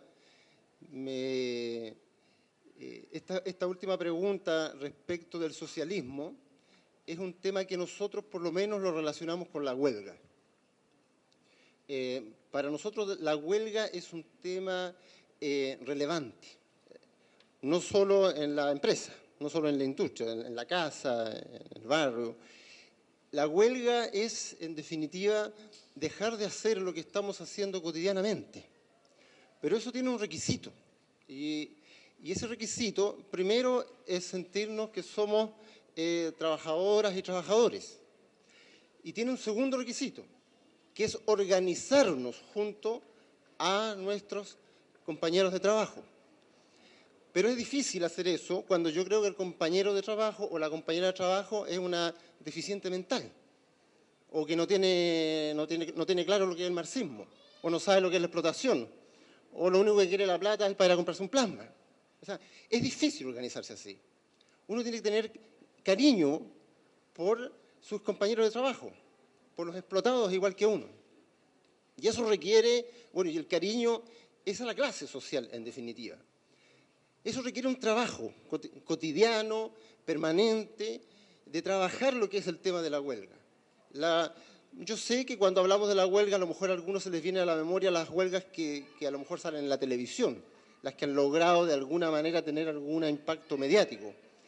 Pero aquí hoy día están ocurriendo muchos más días de huelga de lo que ustedes están pensando. Hay muchos más días de huelga. Estos 7,5 millones que mencionaba por ahí de trabajadores están teniendo más huelgas que las que tenían años atrás. Y eso es producto de la organización por mejorar el sueldo. Después de eso, cuando yo le quito algo de plata al explotador, después vienen otros temas. Y si gano, viene el tema de la salud, y si gano, viene el tema de la educación, y avanzo en el tema de la organización de clase. Hay un detalle que es muy relevante. El 2011, solamente por tener una cifra, en septiembre del 2011, hubo más de 1 millón de personas en la calle. Santiago, Concepción, en fin. Pero fue el mes con el IMASEC más alto. O sea, la producción fue uno de los meses más altos ese mes. Entonces, no es que yo quiera decir que los diferentes sectores sociales no tienen relevancia. Ha sido parte de la discusión de los 90 y hasta el día de hoy, que es importante que se organicen los medioambientalistas, una serie de otras formas de organización distintas a la clásica organización del explotado. Pero no eludamos el problema, compañeros. Desde nuestro punto de vista, la izquierda revolucionaria ha abandonado a los trabajadores, se ha alejado de los trabajadores. Los ha considerado deficientes mentales, incapaces de comprender que son explotados, y punto. Entonces, después de las 6 de la tarde, porque él también es explotado, se junta con otro y conversan el tema, o hacen estos encuentros el viernes de la tarde y el sábado, porque no se pueden hacerlo de lunes a martes. Si lo hacemos de lunes a martes, lo hacemos lunes, martes y miércoles, este encuentro no se puede hacer. ¿Por qué no lo podemos hacer si somos revolucionarios? Si se supone que hemos logrado organizarnos con nuestros compañeros de trabajo y decirle a nuestros compañeros de trabajo, bueno, yo voy a ir a un encuentro y de ahí vamos a elegir unos delegados, en fin, que van a ir a este encuentro para ver qué es lo que se va a definir y este tema lo volvemos a discutir. El día en que hagamos eso, obviamente que habremos avanzado, no quizás hacia el socialismo, pero habremos avanzado en el tema relevante, que es el tema de acabar con la explotación. Ese es nuestro problema. concebir el socialismo es acabar con la explotación, acabar con la dominación también. Por lo tanto, este tema de de querer ser gobierno, que también es un tema que aquí se ha discutido, para nosotros no tiene mayor relevancia. Porque la verdad es que el gobierno que sea, incluso el presidente, al compañero Carrasco de presidente, vamos a tener que salir a las calles a luchar igual. ¿Me entiendes? Entonces, nuestro drama es justamente ese, que a nosotros, nuestro objetivo no es el gobierno popular, nuestro objetivo no es el gobierno progresista, nuestro objetivo es acabar con la explotación. Y en ese contexto, inevitablemente, vamos a tener que organizarnos con el otro que trabaja junto a mí, que está puro pensando en comprarse no sé qué cosa. Y es necesario que con él yo sea capaz de construir ladrillo a ladrillo, como lo hace la clase obrera. Si la clase obrera no construye de otra manera que es día a día, en la cotidianidad, armando y viendo todo lo que nosotros vemos a nuestro alrededor. Y entre eso, también aprender cómo nos relacionamos entre nosotros. Cómo vamos comprendiendo que esto tiene que haber respeto, que hay cosas que la lucha de clases, en definitiva, no la justifica y que, por lo tanto, aquí esto tiene un contenido ético, tiene un contenido valórico, porque esto se tiende a reducir la lucha de los trabajadores con calificarla de economicista. Pero eso no es así. No es así. Es cierto que existen prácticas de violencia, existen prácticas cotidianas de abuso y dominación, pero también existen prácticas y no son revolucionarios precisamente, donde también el hombre realiza trabajo doméstico o lisa y llanamente no hay dos hombres que tienen que criar hijos, en fin, hay cosas que se viven hoy día en nuestra sociedad que a lo mejor aquí no están representadas y que son mucho más tolerantes, de menos dominación de lo que nosotros pensamos. No creamos que tenemos nosotros el dominio, la patente de revolucionario para decir qué es lo que corresponde hacer o no corresponde hacer. Nosotros aquí, lisa y llanamente, estamos buscando un camino para resolver nuestros propios problemas, avanzar en el término de la explotación y la dominación, y eso enfrentémoslo, yo creo que con humildad, sin arrogancia.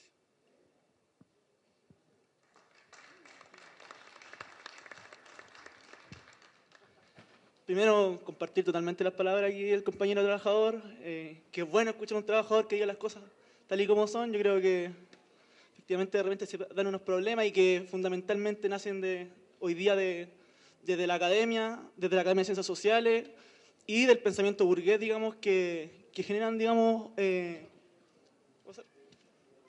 algunos elementos que de repente nos hacen perder el foco de la lucha. Por eso creo que mi intervención quedará achicada con lo que dice el compañero, pero tratar de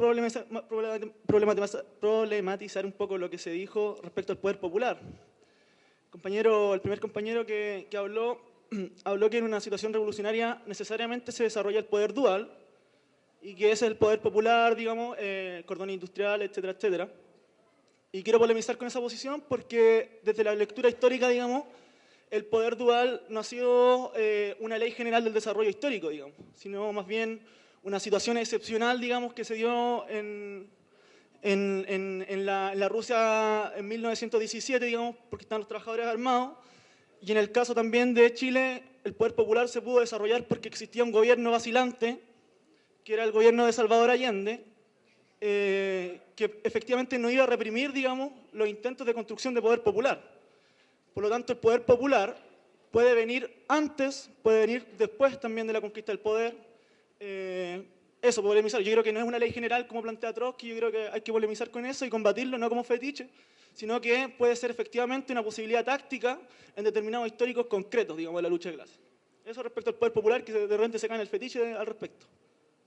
Respecto a lo otro que dijo el mismo compañero, al carácter de la legalidad, al carácter de la organización que hoy día tienen los trabajadores, yo creo que el hecho de que la clase dominante hoy día se muestre neoliberal, que hoy día que la clase dominante se muestre, digamos, con su legalidad, con su dictadura de clase, es no una desventaja, es totalmente una ventaja porque muestra su carácter, su esencia de clase tal y como es, digamos. Y finalmente, cuando la clase dominante muestra su carácter tal y como es, asesina, déspota, bárbara, las explosiones que se dan en el mundo de los trabajadores son mucho más agresivas, mucho más violentas, y lo que genera, digamos, desde mi visión, una posibilidad mayor, digamos, para la acumulación del campo revolucionario. Y creo que eso se manifiesta, por ejemplo, en el caso de los forestales, digamos. El 2006, digamos, con Rodrigo Cisterna, esos 10.000 trabajadores no tenían derecho a negociar colectivamente, pero estaban siendo tan explotados, digamos, no les pagaban el sueldo mínimo, le extendían la jornada laboral, había plusvalía absoluta, según lo que diría Marx, y sin embargo, digamos, mediante la violencia política de clase, mediante la organización, disculpen a los compañeros que les gusta este tipo de temas, pero mediante la radicalidad política fue la forma en que la clase trabajadora forestal logró negociar colectivamente. Y me parece que hay que aprovechar esos términos, no caer en que la legalidad es lo permitido, sino que siempre estar por ver que una herramienta que puede servir en determinados momentos, pero nosotros, digamos, tenemos que ser astutos, digamos, para enfrentar al enemigo de clase en ese sentido. Respecto al feminismo, me parece que es un tema súper interesante, aunque cada vez que lo discuto con mis compañeras feministas me dicen que soy machista, pero efectivamente yo creo que el tema de la mujer es un tema que se tiene que tratar. Me declaro ignorante del tema, pero efectivamente lo veo cotidianamente con mi propia madre, con mi hermana, digamos, chiquitita, que desde chica, digamos, le instalan determinada conciencia, pero me parece sí que en la sociedad capitalista no solamente la mujer es una mercancía, sino que toda la sociedad, digamos, todo el ser humano pasa a ser cosificado, pasa a ser, tiene este carácter que tiene la mercancía, que es de valor y de uso, ¿no? Y me parece que eso no afecta solamente a la mujer, sino que influye tanto al hombre como a la mujer, pero en el caso de la mujer tiene una particularidad. Y respecto, quiero polemizar también con el compañero Ergen, porque libertad igual para todos, me parece que yo ahí definitivamente no estoy de acuerdo. ¿Por qué razón? Porque si bien eso puede ser una aspiración, digamos, un ideal, tenemos que darnos cuenta que la realidad social, tenemos un enemigo concreto que es el enemigo de clase, que es la burguesía, tenemos un enemigo estratégico, que es el imperialismo, y a ellos, lamentablemente, cuando nosotros tengamos la posibilidad de conquistar el poder, no le vamos a poder dar libertades, y por lo menos yo no estoy dispuesto a darle igualdad de libertades a esos herejes, digamos, de la sociedad. Claro, y por eso, y lo otro que me generó duda es respecto a la industria militar. Yo creo que sería un error, digamos, para cualquier país socialista el no desarrollar su industria militar, digamos. Precisamente porque lo que hace el imperialismo es construir más ejércitos, fortalecerse militarmente y tiene más poder que nunca. Le digo porque hay autores hoy día que nos invitan a hacer una revolución sin conquistar el poder. Y no estoy de acuerdo con eso y creo que una tarea fundamental... Bueno, si es que así es el tema, yo creo que un tema esencial es desarrollar la industria militar y hablando de socialismo, creo que la tarea no es tanto el tema de la vivienda, qué sé yo, sino que es una cuestión central y que nadie ha dicho, socializar la economía. Eso, creo que es un tema sencillo, que siempre se haya abordado, pero de repente como que somos reprimidos. Respecto al compañero Partido de Igualdad, me parece que polemiza igual bastante, me parece que Partido de Igualdad no es un partido revolucionario, me parece que tampoco que nosotros, yo soy militante de la UNE, no creo que somos tampoco una organización vanguardia de la revolución. Y me parece que es primordial tener esta claridad, puesto que o si no, digamos, terminamos digamos, en cualquier ámbito de la lucha de clases. ¿Por qué razón? Porque ayer el compañero Iván Carrasco nos plantea que para llegar al socialismo hay que pasar por una larga fase, digamos, democrática, para luego de eso conquistar el gobierno y luego de eso, digamos, plantear el socialismo como una tarea histórica. Eso, lamentablemente, a mí me recuerda al gradualismo, digamos, me recuerda la moderación, digamos, me recuerda el evolucionismo, digamos, y creo que si queremos conquistar democracia tenemos que avanzar hacia el socialismo necesariamente. Compañeros, 10 minutos nos quedan para cerrar la actividad, por eso les pido una brevedad máxima. Nosotros nos planteamos el socialismo, pero compañeros, le estoy discutiendo porque yo creo también como organización, creo que como organización tenemos muchos vicios y que tenemos que superar, somos una organización de masa. Creo que el tema de Marcel Clos, por ejemplo, fue un error, digamos. Ahora tampoco creo que Roxana Miranda haya sido, digamos, la gran alternativa. Yo creo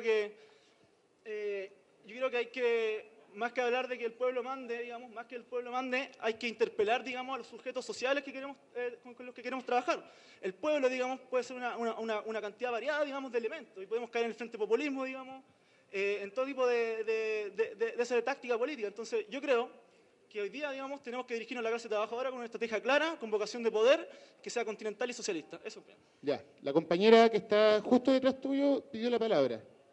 ¿Sí? Sí, no. A ver, privilegiemos los compañeros que no han hablado mejor. ¿Es posible? El compañero que está ahí atrásito. Les pido intervenciones más cortas, ¿ya? Para que todos alcancemos a participar. Ya, yo la verdad es que más bien un saludo, quería hacer una... Yo soy Hernán González, soy dirigente del SINTEC, trabajo en la división Ministro Allen Codelco. Bueno, agradezco la invitación a la jornada esta, la verdad que, bueno, ayer no pude participar, pero hoy día estuvo bien interesante el tema. Bueno, se abren un montón de debates interesantes que yo creo que, bueno, uno de los objetivos de estos espacios es que promuevan una discusión de distintos sectores de la izquierda en este nuevo periodo. Me interesa, sí, me quedé con la primera intervención que hizo el compañero, me parece que usted, compañero, y para responder qué rol juegan los trabajadores, pucha, en la construcción del socialismo, o sea, no creo que podamos, o sea, si nos perdemos respecto de eso, estamos un poco cagados, yo creo. O sea, es un rol fundamental y protagónico, está claro. Y en ese marco, respecto al tema electoral y todo esto que nos ha tocado este último tiempo, está bien, es valorable igual el proceso que ha llevado Igualdad, que ha llevado la UNE, que ha llevado otros procesos, la plataforma de, no sé, toda la moneda, bien, ¿ya? Todos bien los esfuerzos que se han hecho, pero ojo, no nos mareemos con esta vaga.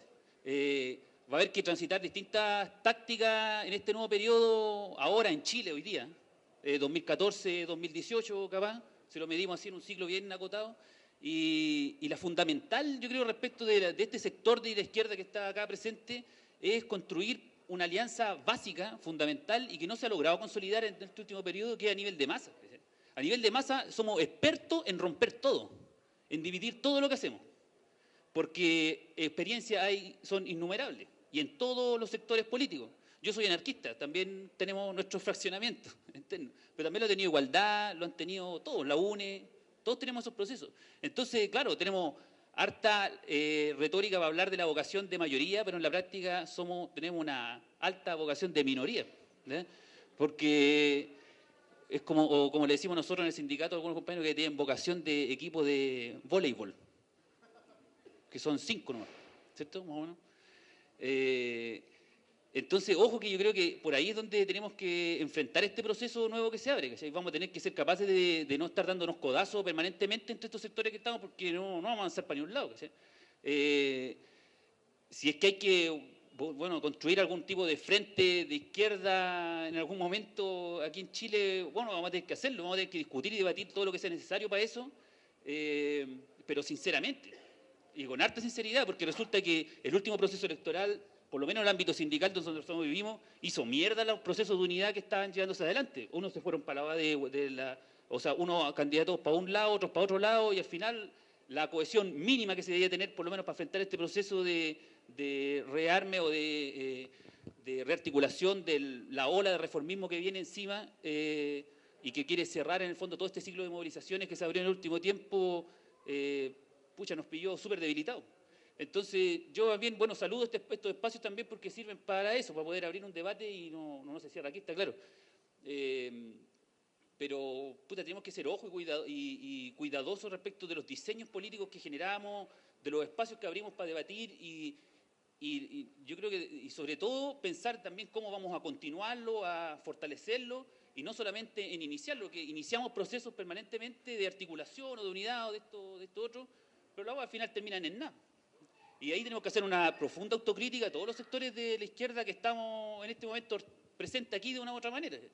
Si es que tenemos que formar políticamente a los trabajadores porque son el sujeto fundamental, particularmente en Chile tiene sus características, ¿cierto? No sé, porque va a que algunos sectores más importantes de la economía, si queremos formarlos políticamente y llevar esta discusión a ese nivel, también tenemos que nosotros ser capaces de aterrizar estas discusiones.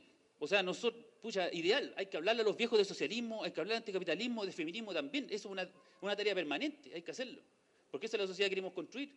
Pero para eso, mirémonos nosotros también. Yo creo que eso es lo que hace falta aquí, en todo este sector de la izquierda, que somos muy buenos para elaborar la estrategia, las mejores estrategias. pero al lado no nos damos cuenta que eso ya está pasando y vamos votando a los que están ahí y permanentemente somos, como dice el dicho, derrota tras derrota hasta la victoria. Eso.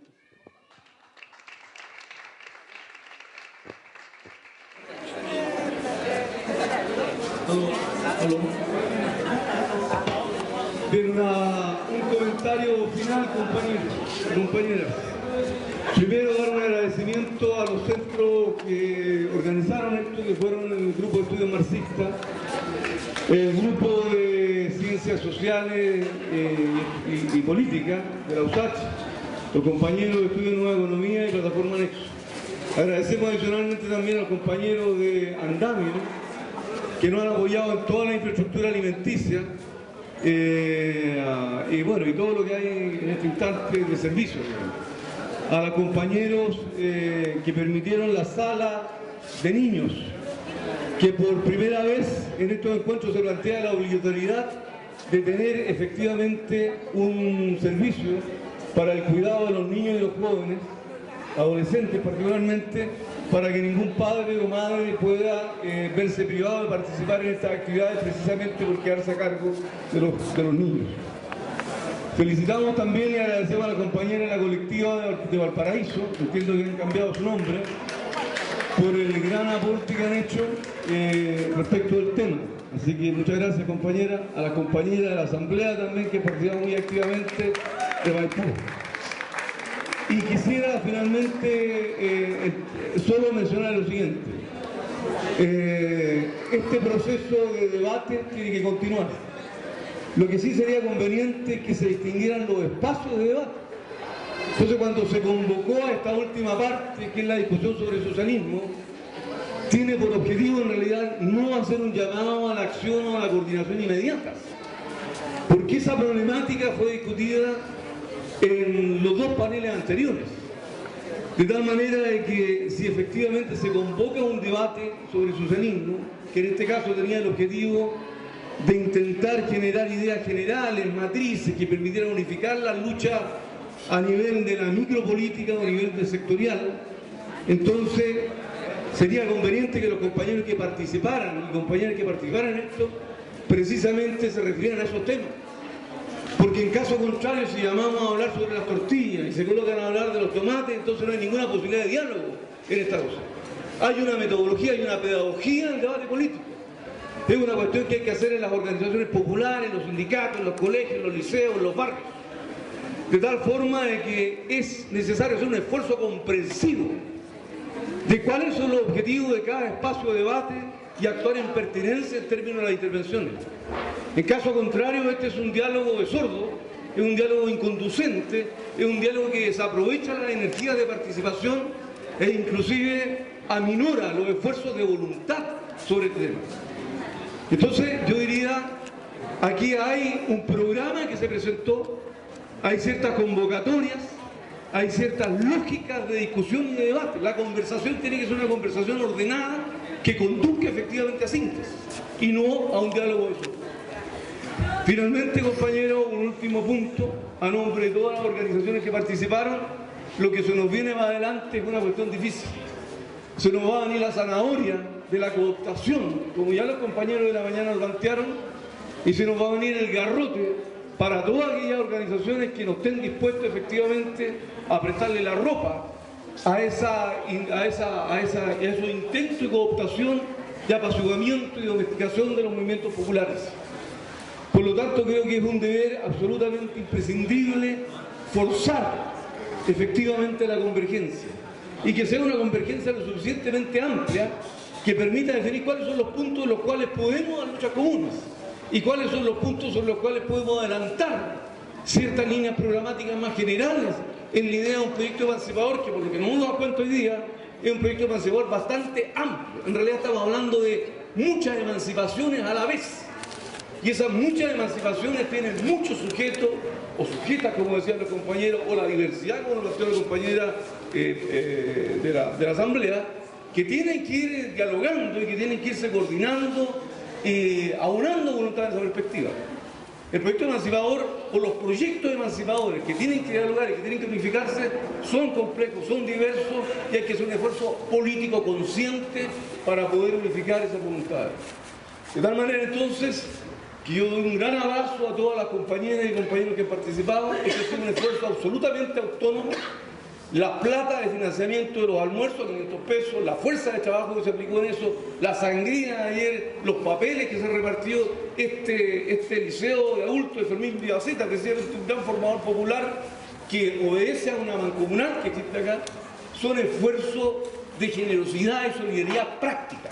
Esta no es una paja intelectual que está alejada de la lucha. La lucha hoy día requiere precisamente estos niveles de debate y por lo tanto un agradecimiento a todos los que han hecho un esfuerzo y a todas las que han hecho un esfuerzo precisamente para que esta cuestión funcionara.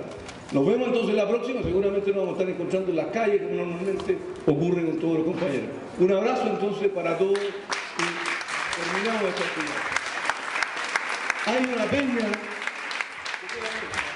Compañeros, están todos invitados a compartir vino, comer también y seguir el debate fraternamente a continuación. Gracias.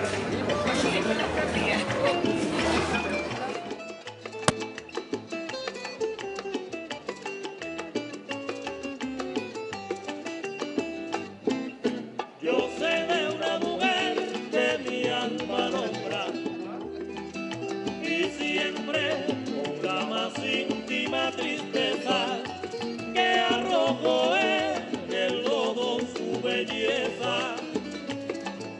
Lo mismo que un diamante